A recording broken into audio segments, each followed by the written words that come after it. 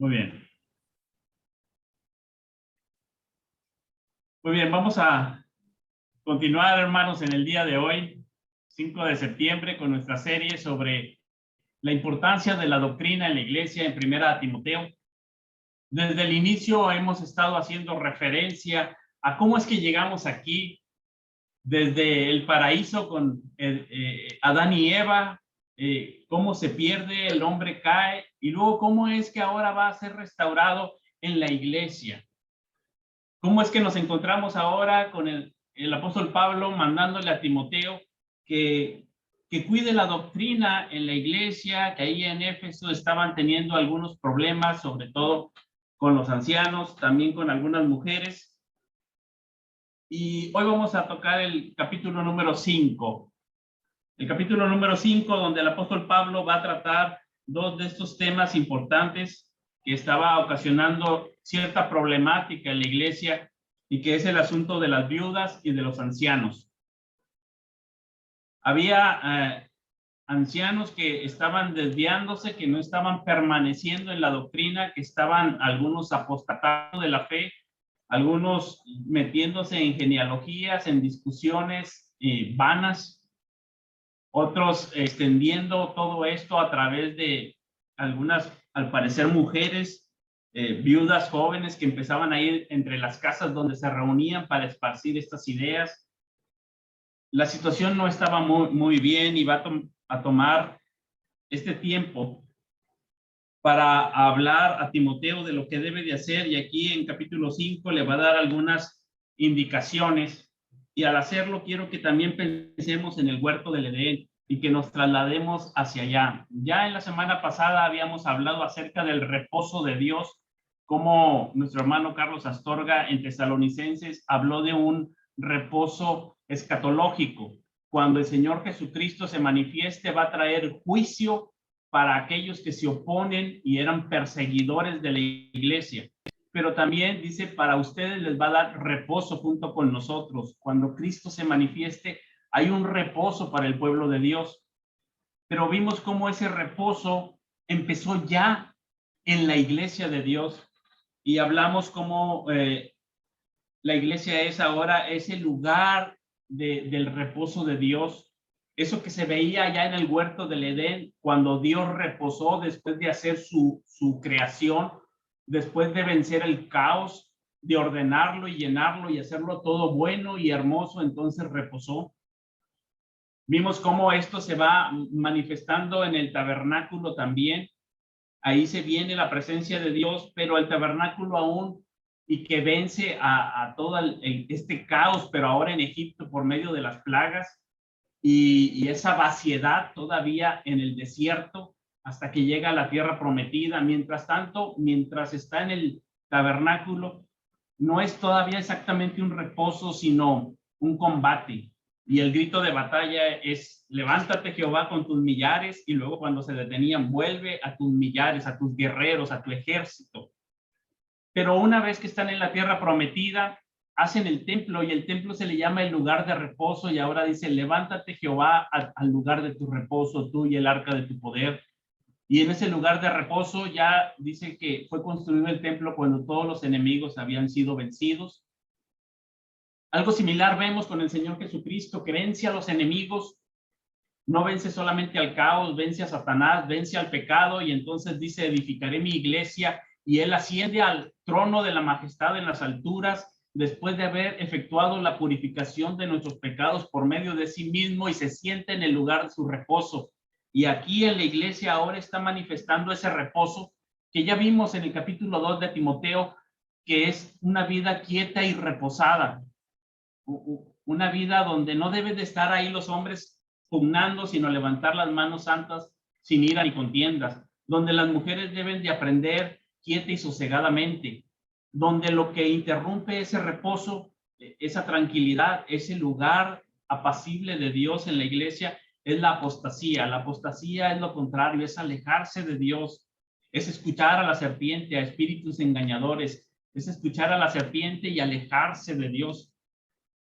Y contrario a eso está el descanso. Pero ahora quiero que vayamos al capítulo número 5, Y ahí podamos ver estas cosas que tienen pues una dificultad grande, porque va a hablar acerca de amonestación, y quisiera que pusiéramos atención en los ángeles también como custodios de la gloria de Dios. Así que vamos a entrar a una parte donde le va a pedir a Timoteo que amoneste. Y Timoteo es joven, y a veces hasta a los viejos, pero más a los jóvenes se les hace difícil amonestar. Y tiene que amonestar y tiene que ser firme. Y fíjense lo que dice en el versículo 5:21. Porque él pudiera decir, no, es que mejor me la llevo tranquilo, dejamos hacer como que de la vista gorda, no veo esto. Pero fíjense lo que le dice en el versículo 5:21, primera Timoteo. Te encarezco delante de Dios y del Señor Jesucristo y de sus ángeles escogidos, que guardes estas cosas sin prejuicio, no haciendo nada con parcialidad. Quiero que meditemos un poquito en esto, porque está diciendo que ahí están los ángeles escogidos, y nosotros recordamos cuando el hombre cae, el ser humano peca contra Dios, y vamos a tener primero esto como trasfondo. El hombre peca contra Dios, y Dios, después de cubrir su cuerpo con pieles, después de llamarlos a cuentas, aunque el hombre se había escondido, dice que lo saca del huerto. Y vamos a leer ahí en Génesis capítulo 3:24, cómo pone ahí a dos ángeles custodios, y cómo el huerto del Edén, que era como, digamos, un templo, queda resguardado para que ninguna cosa inmunda entre ahí. Y cómo la iglesia va a venir a hacer eso también, un lugar de santidad, tiene una vocación a la santidad, donde los asuntos de pecado tienen que tratarse y tienen que arreglarse, porque estás delante de Dios, del Señor Jesucristo y de sus santos ángeles escogidos. Dice aquí en Génesis 3:24, echó pues fuera al hombre y puso al oriente del huerto de Edén querubines y una espada encendida que se revolvía por todos lados para guardar el camino al árbol de la vida. Ahora, no vayamos a pensar que Timoteo va a andar ahí con la espada desenvainada, girando para todos lados, cortando cabezas, porque le va a poner como que un ambiente en el cual la disciplina es necesaria, pero es en un ambiente de familia. No vayan a creer que esta espada va a ser la alusión a lo que va a suceder allá, no va a andar con la espada desenvainada girando para todos lados, pero sí va a tener que hacer algunas cosas que en ocasiones son algo incómodas, sobre todo porque uno es dado normalmente a la compasión, al cuidado de otros, a la misericordia, y algunas cosas a veces nos pueden hacer sentir como que son algo duras, como quitar a algunas viudas de la lista. Dice, esas viudas quítalas de la lista, y uno piensa, pero ¿por qué? Si son necesitadas hay que ponerlas en la lista, son viudas. Pero el apóstol Pablo le va a decir, no, quítalas de la lista. Y a estos ancianos repréndelos públicamente. Uno a veces tiene aversión al enfrentamiento, a la confrontación, a la disciplina, pensando que es falta de amor y que no es la actitud. Así que vamos a ver qué es lo que sucede, porque uno pudiera decir, bueno, es que Dios es muy drástico, los echó fuera y puso unos ángeles ahí con una espada dando vueltas. Vamos a ver cómo luego esta imagen, estos ángeles luego se vuelven una imagen resguardando la gloria de Dios en el tabernáculo. Éxodo 25:18. Voy a leerles la palabra de Dios en Éxodo 25:18 al 22, como cuando construyen el arca, el tabernáculo, ponen ahí sobre el arca a estos ángeles que están resguardando. Dice la palabra del Señor, harás también 2 querubines de oro labrados a martillo, los harás en los 2 extremos del propiciatorio. Harás pues un querubín en un extremo y un querubín en el otro extremo, de una pieza con el propiciatorio. Harás los querubines en sus dos extremos, y los querubines extenderán por encima las alas, cubriendo con sus alas el propiciatorio, sus rostros el uno enfrente del otro, mirando al propiciatorio los rostros de los querubines. Y pondrás el propiciatorio encima del arca, y en el arca pondrás el testimonio que yo te daré, y allí me declararé a ti y hablaré contigo de sobre el propiciatorio, de entre los dos querubines que están sobre el arca del testimonio, todo lo que yo te mandare para los hijos de Israel. Ahí está esta escena representando a los querubines guardando, protegiendo la gloria de Dios. El ser humano peca y es destituido de la gloria de Dios. Y la gloria de Dios es resguardada en santidad, pero también es una cierta protección para el ser humano que ahora es pecador y que no puede ver la gloria de Dios y vivir.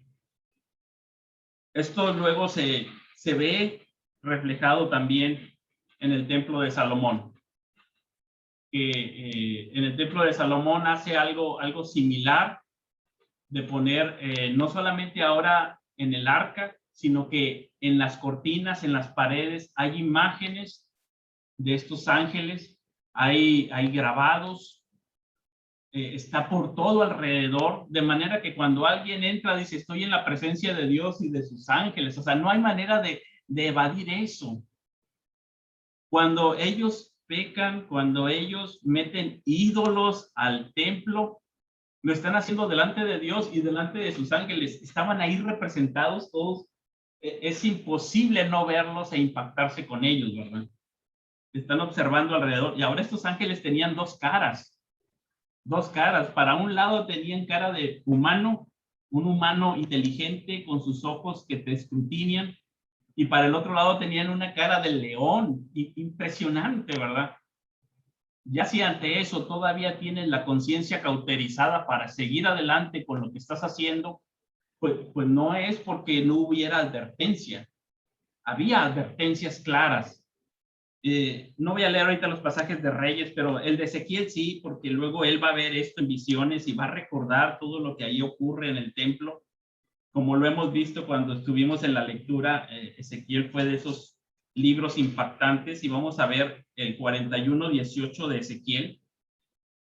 Si tiene usted su Biblia, vamos a dar un momento para que esto nos sirva de preámbulo a todo lo que está sucediendo en la iglesia. Ezequiel 41:18. Fíjese, y estaba labrada con querubines y palmeras, entre querubín y querubín una palmera, y cada querubín tenía dos rostros. Un rostro de hombre hacia la palmera de un lado y un rostro de león hacia la palmera del otro lado, por toda la casa alrededor. Entonces, ahí está resguardada la gloria de Dios. Y cuando le dice, ellos están enseñando falsas doctrinas, están pecando públicamente, están apostatando de la fe, lo están haciendo en presencia de Dios, del Señor Jesucristo y de sus ángeles escogidos. O sea, está ahí alrededor y ni modo de decir, nadie vio, ¿verdad? Y era también para ellos sentir esa reverencia, ese temor al Señor y detenerse, pero aún así estaban haciendo algo que era contrario a lo que se esperaba de ellos. El mismo Señor Jesucristo lo había advertido, todos sus apóstoles han dicho, incluso sabemos que va a haber una apostasía escatológica al final de los tiempos superior, pero ya aquí está el espíritu del anticristo, despreciando al Señor, y por eso es necesario estas palabras.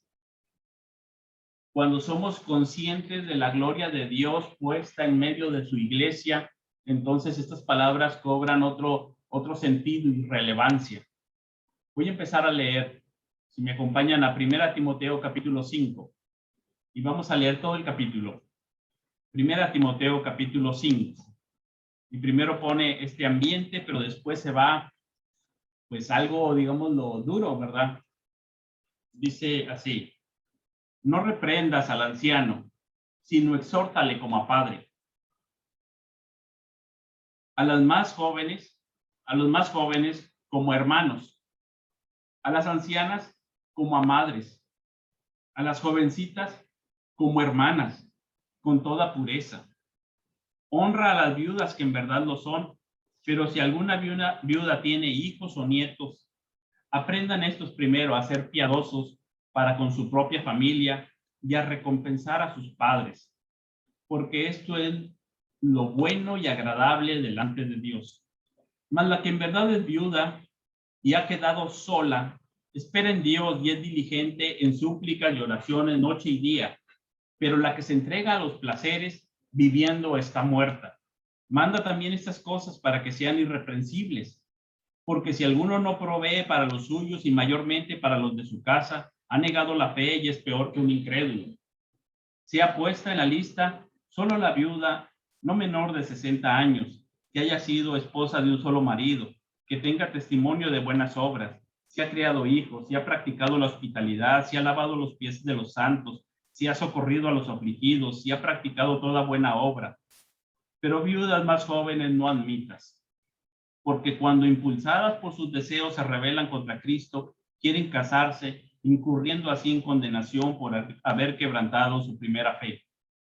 Y también aprenden a ser ociosas, andando de casa en casa, y no solamente ociosas, sino también chismosas y entremetidas, hablando lo que no debieran.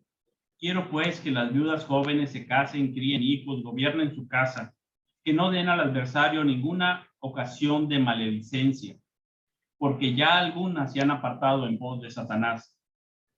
Si algún creyente o alguna creyente tiene viudas, que las mantenga y no sea agravada la iglesia, a fin de que haya lo suficiente para las que en verdad son viudas. Los ancianos que gobiernan bien sean tenidos por dignos de doble honor, mayormente los que trabajan en predicar y enseñar. Pues la escritura dice: no pondrás bozal al buey que trilla, y digno es el obrero de su salario. Contra un anciano no admitas acusación sino con 2 o 3 testigos. A los que persisten en pecar, repréndelos delante de todos para que los demás también teman. Te encarezco delante de Dios y del Señor Jesucristo y de sus ángeles escogidos, que guardes estas cosas sin prejuicios, no haciendo nada con parcialidad. No impongas con ligereza las manos a ninguno, ni participes en pecados ajenos. Consérvate puro. Ya no bebas agua, sino usa de un poco de vino por causa de tu estómago y de tus frecuentes enfermedades. Los pecados de algunos hombres se hacen patentes antes que ellos vengan a juicio, mas a otros se les descubren después. Asimismo se hacen manifiestas las buenas obras, y las que son de otra manera no pueden permanecer ocultas. Esta es la palabra del Señor. Tenemos entonces aquí, primero, que se establece el ambiente en que se ha de realizar esta amonestación o exhortación, y es el de una familia. El apóstol Pablo le está llamando a Timoteo a ser moderado, sobre todo siendo joven, pero siempre hay que ser moderado a la hora de la amonestación o de la exhortación. En otro pasaje nos dice: considerándote a ti mismo, con un espíritu de mansedumbre. Sabemos que por nuestros tiempos hay muchos jóvenes que en redes sociales son defensores de la fe y sacan la espada contra todos a diestra y siniestra, pensando que están, no sé, que están dando un servicio a los santos. Pero aquí el apóstol Pablo le va a decir: primero, piensa que es tu padre, o que es tu madre, que es tu hermano o tu hermana. Hazlo así según el pueblo de Dios, que es una familia. Esto nos va a ayudar siempre a ser moderados. Sí firmes, pero moderados. Y ahí establece a la iglesia como una familia de Dios, donde ahora las relaciones de amor nos llaman a una amonestación en amor. Sí, en verdad, pero con un genuino deseo de ayudar, de cuidar, de restaurar. Después le va a decir ahí en los versículos 3 y 4, ya hablando sobre las viudas, que hay viudas que en realidad dice no son viudas porque sí tienen, no están solas en ese sentido, sí tienen familia. Y dice, lo primero, ya en el capítulo anterior nos dijo, ejercítate para la piedad, y le está diciendo lo mismo a ellos, ejercítense para la piedad en su propia casa. Así que si tiene hijos o nietos, que ellos cuiden y sean agradecidos con sus padres, con sus abuelos, y les cuiden. Ahí hay una nueva forma de ser, ¿verdad? Una nueva cultura para el creyente, y es una forma de vivir delante de Dios. Dice, esto es bueno delante de Dios. No es una invención humana, sino delante de Dios. Esto es bueno, esto es agradable delante de Dios. Se glorifica a Dios cuando una persona cuida de sus padres o de sus abuelos. Es una manera de mostrar ese amor, esa gratitud, de manifestar esa nueva creación de Cristo Jesús. Y nos dice en el versículo 5 que esto es lo que identifica a la viuda, que es una viuda real o verdadera a quien la iglesia debe de apoyar, y dice que espera en Dios y que es diligente en oraciones. Este era el propósito. El propósito es que la persona sea fortalecida y ayudada en su fe para que se dirija hacia Dios, que sus afectos sean dirigidos hacia Dios, no hacia otras cosas. En cambio, en los versículos 6 y 7 habla de jóvenes, de viudas jóvenes que más bien están muertas, que ellas creen que viven la vida en soltería, pero en realidad están muertas, porque hay cosas que matan nuestra relación con Dios. Y ellas, al verse libres de marido y la iglesia me sustenta, entonces daban, digámoslo así, rienda suelta a sus deseos, y seguramente seguían escuchando el susurro de la serpiente diciéndoles, no morirás. Pero el apóstol dice, viviendo están muertas. Y aunque aquí habla de viudas jóvenes, en realidad esto es para ti, para mí, para todo creyente. Tenemos que tener mucho cuidado en este mundo para que no se conviertan las cosas que tenemos ni las familias, que no se conviertan en una maldición que nos alejen de Cristo. Tenemos todo lo que queremos. Es un dicho terrible cuando todo no incluye a Dios.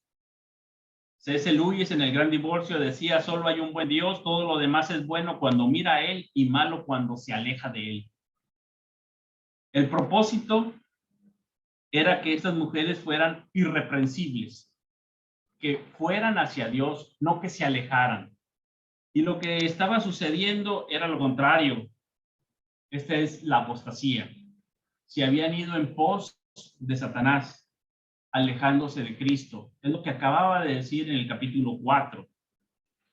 Y aquí en el versículo 8 dice que el que no provee, básicamente está negando la fe, está siendo como el apóstata, ¿verdad? Pero el que sí provee para los suyos se está afirmando en la fe, está agradando al Señor, está glorificando a Dios. Y ese es el propósito de la comunidad de la iglesia. La iglesia sí es el lugar del reposo de Dios, pero también es el lugar donde la gloria de Dios se manifiesta en una vida de gracia, en una vida de amor, donde hay gratitud, donde hay buenas relaciones y una vida que está siguiendo la santidad. Entonces, en el versículo 9 al 13 va a decir que ellas se rebelan contra Cristo, y al rebelarse contra Cristo se vuelven también instrumentos de los falsos maestros para andar de casa en casa diseminando cosas que no convienen. Entonces, en lugar de hacer lo que deberían de hacer, hacen lo que no deberían de hacer, y el apóstol Pablo decía, esas mujeres no las pongas en la lista, quítalas de la lista. Yo sé que siempre queremos ayudar, pero también sabemos que los recursos de la iglesia no son ilimitados. Y decía que haya para las que en verdad son viudas y las viudas jóvenes que se casen. Ya vimos en el capítulo 4 que algunos prohibirán casarse, pero aquí él les dice que se casen, que críen hijos, que hagan su vida, que glorifiquen al Señor con sus vidas, que haya suficiente para las que en realidad son viudas y que ellas, al ser prohibido el que se casaran, ahora resultaba que se estaban yendo a casarse fuera y decían, o me caso y niego la fe, o me quedo acá como viuda, soltera, pero con la fe, y entonces abandonaban a Cristo y se casaban mejor. Se iban, escuchaban a Satanás, se apartaban en pos de él y se alejaban de la fe.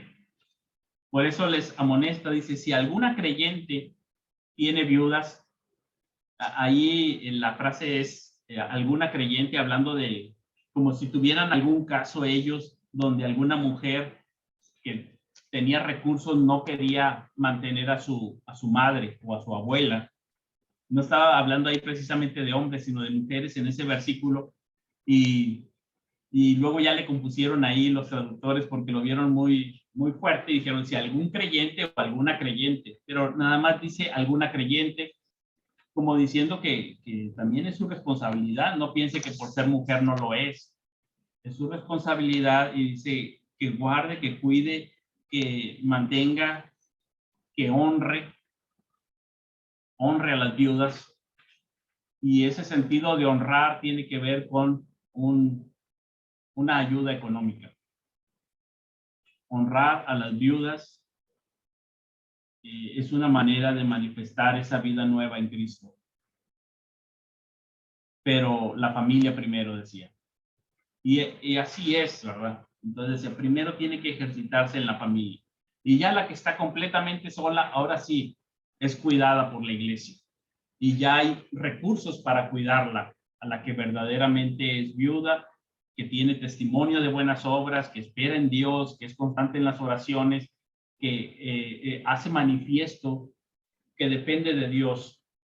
Ahorita acabamos de leer Lucas, ¿verdad? De una viuda que está echando una ofrenda, ¿verdad? De todo su sustento. Y es impresionante la fe y la entrega total de esa viuda, diciendo aquí está, cuando había ricos que daban de toda su riqueza lo que les sobraba. Pero dice, esas viudas que en realidad lo son, en el cuerpo de Cristo, en la familia de Dios, son cuidadas, son honradas, son protegidas.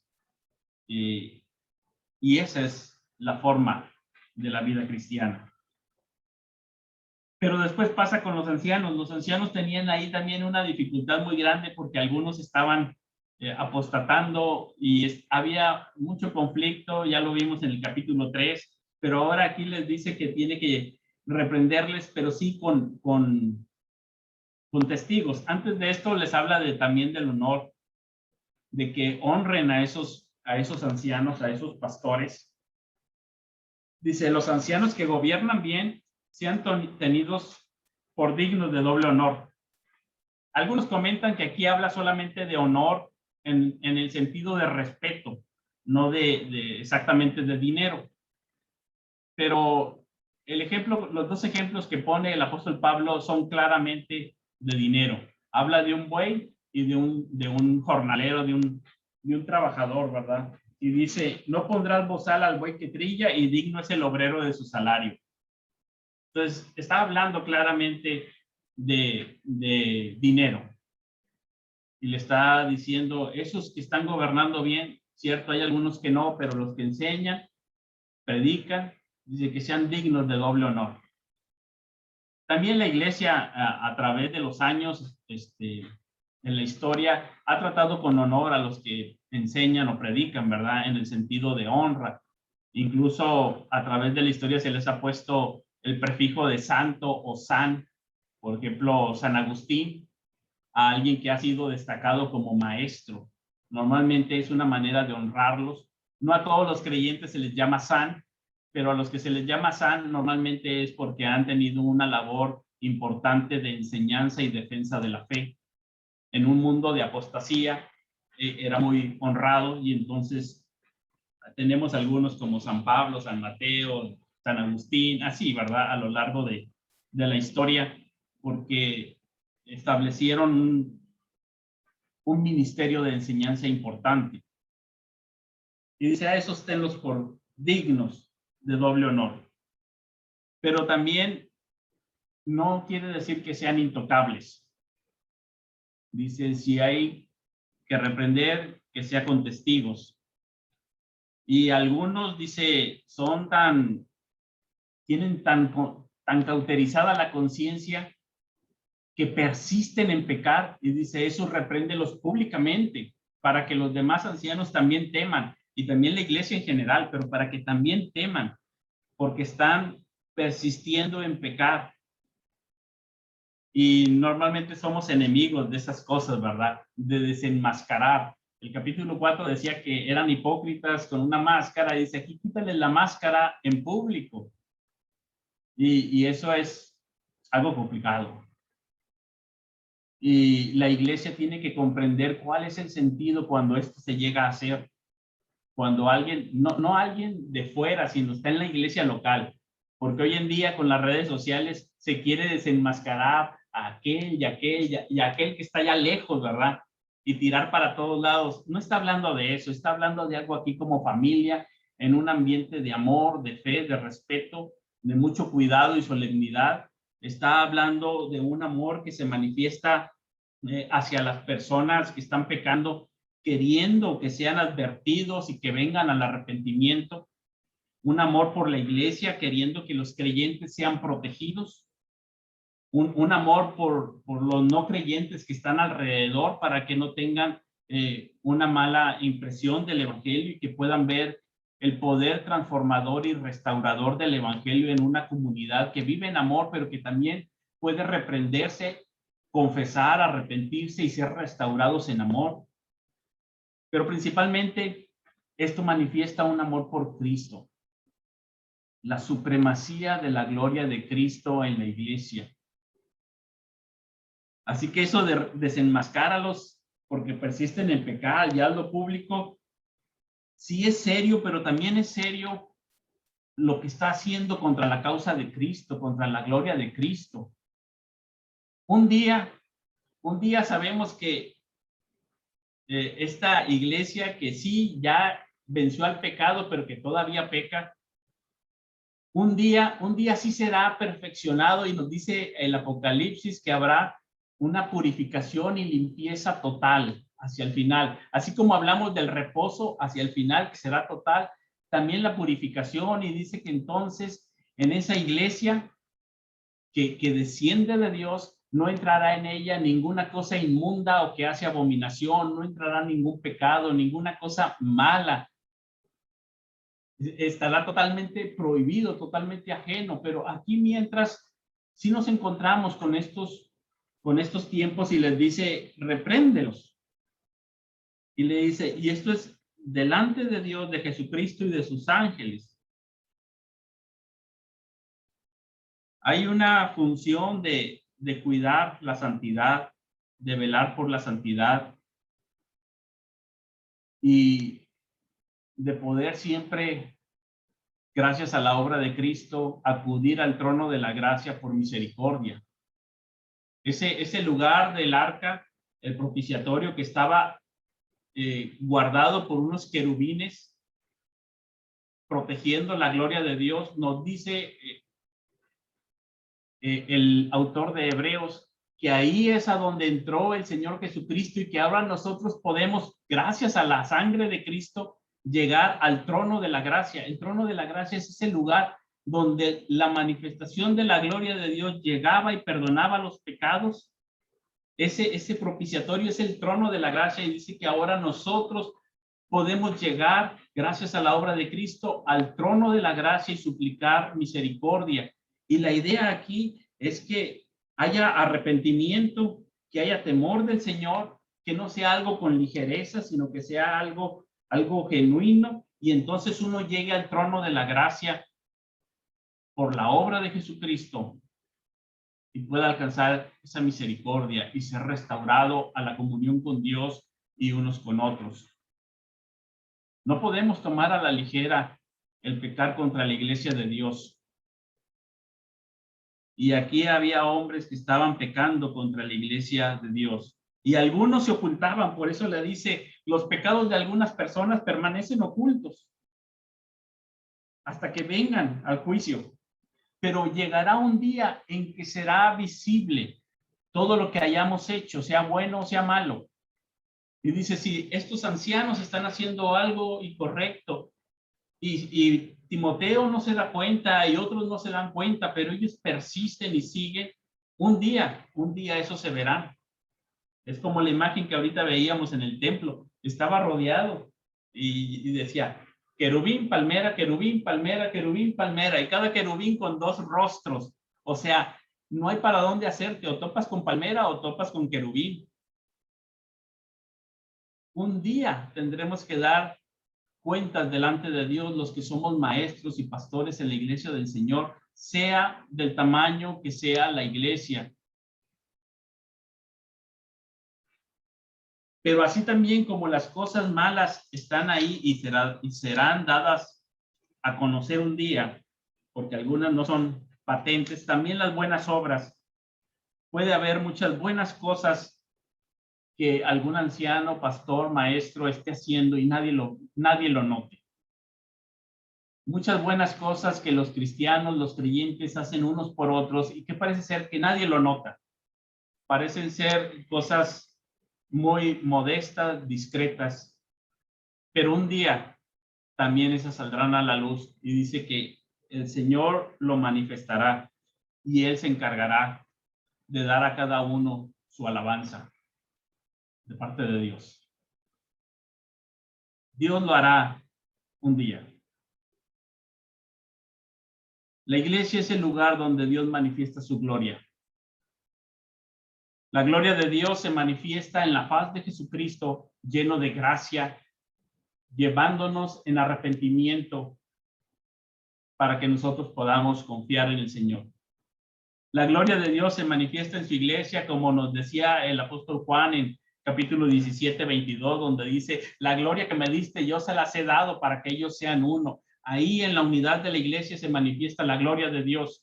Una vida quieta y reposada, el reposo de Dios, el deleite de Dios, la gloria de Dios está ahí, que puede ser destruido por la apostasía, por el pecado y que hay que restaurarla. El pecado normalmente te aleja, el pecado quiere permanecer oculto, el pecado te lleva fuera de la comunión de los hermanos. El que peca se esconde como Adán y Eva entre los arbustos. El que peca quiere estar escondido y fuera. El llevarlo a la luz, el llamarlo, es un acto de amor y misericordia. Una vez que el pecado es traído a la luz, es expuesto, una persona puede entonces arrepentirse, confesar, ser perdonado y ser restaurado. Y el pecado entonces pierde todo su poder. Ha quedado expuesto y ya no aleja de la comunión, sino que ahora puede venir a la comunión gracias a la obra de Cristo en la cruz. Porque ¿quién pudiera entrar en esa ciudad celestial de la que nos habla Apocalipsis cuando dice, ahí no entrará ninguna cosa inmunda ni que haga pecado? Pues ya marchamos todos, ¿verdad? Ya quedamos desanimados, ya quedamos fuera. Y la única manera de entrar ahí es gracias a Cristo. Vamos a leerlo ahí en Apocalipsis capítulo 21. Lo estuvimos estudiando en semanas pasadas cuando hablamos del Evangelio en Apocalipsis, pero quiero que volvamos a leer este versículo, Apocalipsis 21, 27.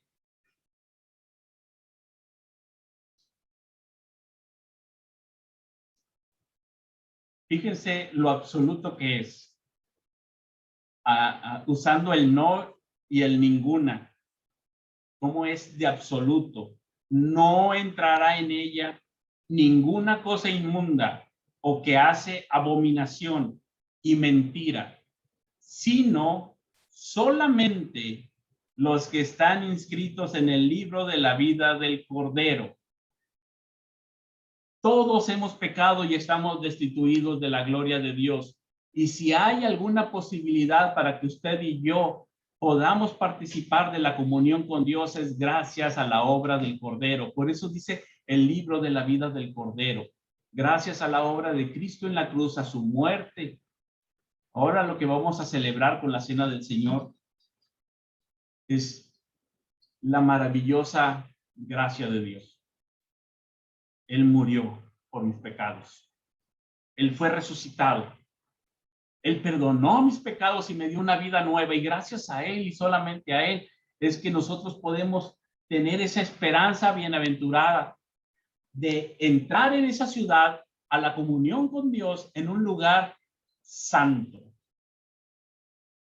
Pero también tenemos ahora mismo, no completo, no total, pero ya iniciado una comunidad de santos que es la iglesia, donde el deseo que se ve aquí es que como familia nos animemos y amonestemos unos a otros para que aquel que no ande ordenadamente empiece a ejercitarse para la piedad ahí en su familia.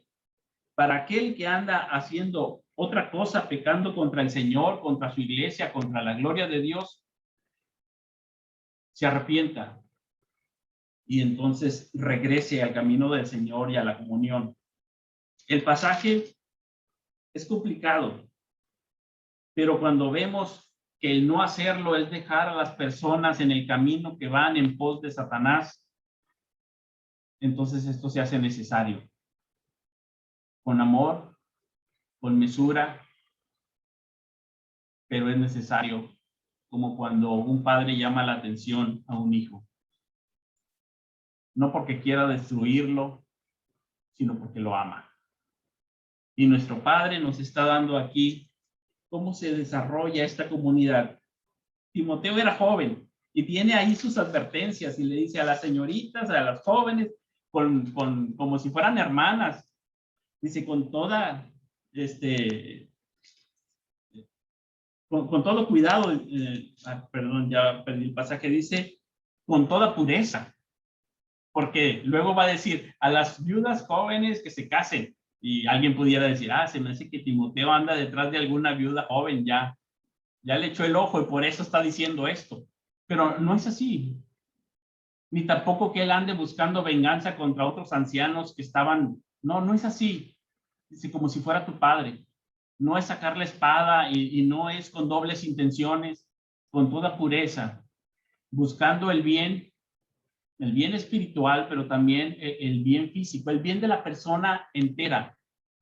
Los sistemas religiosos normalmente espiritualizan mucho y buscan el bien espiritual de la persona, pero no lo físico. Por eso aquí hay una mezcla de cosas espirituales, pero también habla de dinero, habla de cuidado, incluso hasta habla de que él tome un poco de vino, porque al apóstol Pablo le está preocupando todo el creyente, no solamente su alma, sino también su cuerpo. Cuando alguien espiritualiza mucho, está yéndose realmente por una falsa religión, una falsa enseñanza, y eso era lo que hacían. Por eso prohibían casarse y abstenerse de alimentos, se iban a una forma espiritualizada de vida, que parece muy buena, pero no es así, porque deshonra lo que Dios creó y que es bueno. La vida de la comunidad de la iglesia es una vida que debe de exaltar a Cristo en toda forma. Quiere el Señor que como iglesia podamos en un espíritu de mansedumbre y como familia en amor animarnos unos a otros a seguir a Cristo. Que nada nos aparte, que no seamos de aquellos que viviendo están muertos, sino de que vivimos para Cristo. Que no nos arrastren esas cosas del mundo y que nos alejen del Señor. Que pueden ser cosas buenas, pero si es un deporte que me aleja de mi reunión del Señor, pues mejor me lo dejo de lado. Pueden ser cosas, trabajos, incluso a lo mejor un auto, estarle sobando cera los domingos en la mañana en vez de reunirme con el Señor. Puede ser la familia, puede ser cualquier cosa que se convierte luego en una maldición si nos aleja de Cristo. Que nos animemos unos a otros a seguir en pos de Cristo y no en pos de Satanás. Que no escuchemos el susurro de la serpiente, porque sigue ahí, astuta. Y que tomamos muy en serio aquellos que somos llamados al ministerio, el permanecer fieles en la palabra del Señor, y que el Señor nos ayude, que el Señor nos dé de su gracia para ser fieles, permaneciendo en su palabra, porque un día daremos cuenta delante de Dios, de nuestro Señor Jesucristo y de sus ángeles escogidos. Es la palabra del Señor, es la iglesia del Señor. No es nuestra iglesia, es la palabra y la iglesia del Señor. Vamos a orar. Gracias, Padre, por tu palabra. Ayúdanos, Señor, a ser conscientes de tu gloria y que podamos vivir para la gloria tuya, bajo la autoridad de tu palabra, en comunión unos con otros. Que esta semana pueda ser una semana para tu gloria. Te damos muchas gracias por tu grande salvación, porque nosotros somos indignos, pecadores, constantemente nos desviamos, nos descarriamos, pero tú cargaste en Jesucristo todos nuestros pecados y los llevó en su cuerpo sobre el madero para traernos a ti y para reunirnos ahora como tu familia. Ayúdanos, Señor, a tener relaciones de amor, de cuidado, de ayuda, de animarnos a la fe y que podamos decir, para mí el vivir es Cristo y el morir es ganancia. Y que pase lo que pase, yo quiero que en todo Cristo sea magnificado en mi vida, o por vida o por muerte, que en todo, Señor, tú seas glorificado. Bendito seas, Padre. Gracias por tu infinita bondad en Jesucristo y por la iglesia local que tú nos das. Ayúdanos a apreciar a cada uno de los hermanos, a orar unos por otros, a cuidarnos unos a otros, a ser pacientes. Gracias, Dios. Te pedimos por nuestros amigos y familiares también que puedan venir a la fe en Jesucristo, que también ellos puedan conocer el Evangelio en Jesucristo. Amén.